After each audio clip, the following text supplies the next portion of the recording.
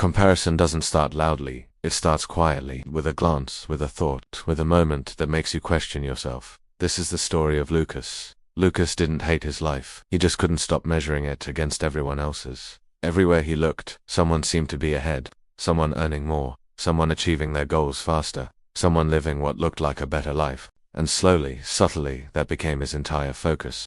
Lucas worked hard. He was disciplined, had goals, and followed his plans. He was doing all the right things, but none of it felt like it was enough anymore, because every single success he saw online made his own progress feel incredibly small, almost insignificant. Scrolling through social media became a daily, almost compulsive habit. A friend posting about their new car, a former classmate announcing a big promotion, someone younger than him launching a successful business. Each post, on its own, looked harmless, but each one whispered the same insidious message: you should be further along by now. Lucas tried to stay positive. He would tell himself that everyone has their own unique journey, their own timeline. But deep down, the seed of comparison had already been planted in his mind, and once it takes root, it doesn't let go easily. He started questioning everything about his life. The pace he was moving at, the choices he had made, his fundamental worth as a person. Even on his good days, when things were going well, he still felt like he was falling behind. Even when he achieved a personal milestone, the feeling of accomplishment was fleeting. It never lasted, because in his mind, there was always someone out there doing more, doing better. One night, Lucas found himself sitting alone in his room. The lights were off, and his phone was face down on the table, and for the first time in a long time, he admitted something completely and devastatingly honest to himself. I don't feel bad because I'm failing, I feel bad because I'm comparing. That realization hit him hard. It hurt, but it also felt undeniably true. In the days that followed, Lucas began to notice a clear pattern. Comparison wasn't motivating him to work harder, it was draining him of all his energy. It was stealing the joy from his progress. It was robbing the confidence from his effort. It was taking away the peace he should have felt in the present moment. One afternoon, Lucas met an old friend for coffee.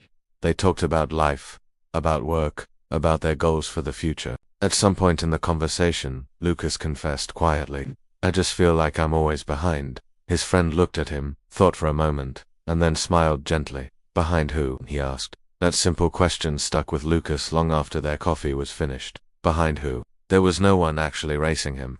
No one else shared his exact path, his exact circumstances, his exact challenges. Yet here he was, judging himself by someone else's finish line. That night, Lucas made a conscious decision to stop scrolling, not forever, but just for long enough to give himself space to breathe. He sat with his own thoughts, without the constant noise of other people's lives. And slowly, something became crystal clear. Comparison wasn't showing him the truth. It was showing him a carefully curated collection of highlights. It showed him the moments of victory, but not the struggles that came before them. It showed him the wins, but never revealed the true cost. Lucas realized something profoundly important. The people he was comparing himself to were not living his life. They didn't have his unique set of responsibilities. They didn't have to fight his personal battles. They weren't supposed to grow at his pace. So he decided to change one thing. He didn't change his goals, he changed his focus. Lucas began to measure his progress differently. He stopped measuring it by speed, and started measuring it by consistency. He stopped looking at others' results and started focusing on his own personal growth. He stopped asking the question, "Am I ahead or behind?" And instead, he started asking a much more powerful question: "Am I better today than I was yesterday?" And gradually, comparison began to lose its power over him. Not because other people stopped succeeding, but because Lucas stopped watching them so closely. He turned his attention inward. Here's the lesson that most of us never learn until it's too late. Comparison doesn't push you forward. It pulls you away from your own path. It distracts you from the only journey that truly matters, yours. If you're watching this and you feel like you're behind, please remember this: you are not late. You are not failing. You are simply growing at your own pace, on your own timeline. The moment you stop comparing yourself to others isn't the moment you fall behind. It's the moment you finally start moving forward. If this story resonated with you, please like this video. It really helps other people who might need to hear this message find it. And if you'd like more deep stories like this one, subscribe for future uploads. I'd be love to hear from you in the comments. What is the one thing you compare yourself to the most? Thanks for watching.